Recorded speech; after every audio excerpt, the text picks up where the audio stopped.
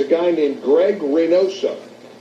He's a former delivery man who spent weeks planning the protest. He's been working on this since May. He was fired from his $7.50 an hour job at the Domino's on Graham Avenue in Bushwick. And especially during the postseason. You put a stopwatch on, and it turned out that it was this motorboat.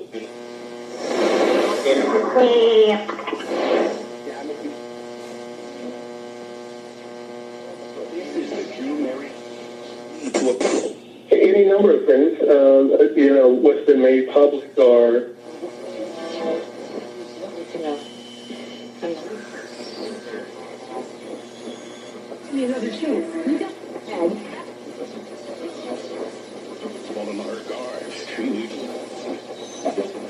Rhino